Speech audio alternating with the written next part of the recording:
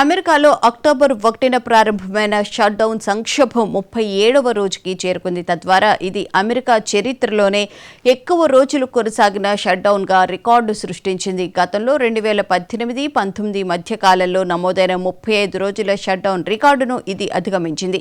అత్యవసరం కానీ ప్రభుత్వ సేవలు నిలిచిపోవడం కారణంగా అమెరికా ఆర్థిక వ్యవస్థపై తీవ్ర ప్రభావం పడుతోంది.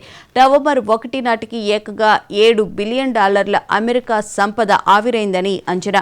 ఈ షట్డౌన్ మరో 6 వారాలు కొనసాగితే $11 బిలియన్, 8 వారాలకు చేరితే $14 బిలియన్ మేర ఆర్థిక నష్టం వాటిల్లుతుందని ఆర్థిక రంగ నిపుణులు హెచ్చరిస్తున్నారు. దేశ చరిత్రలో ఇది అత్యంత తీవ్రమైన షట్డౌన్గా అభివర్ణించబడుతోంది.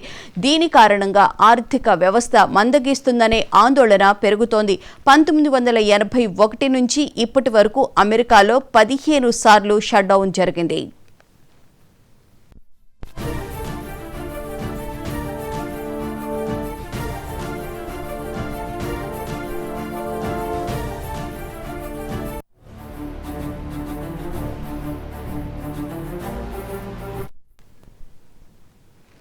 ప్రస్తుత సంక్షోభం కారణంగా ఫెడరల్ ఉద్యోగులు తీవ్ర ఇబ్బందులు పడుతున్నారు. జీతాల చెల్లింపులు జరగకపోవడంతో వేలాది మంది ఉద్యోగులు, వారి కుటుంబాలు గందరగోళ పరిస్థితులను ఎదుర్కొంటున్నారు.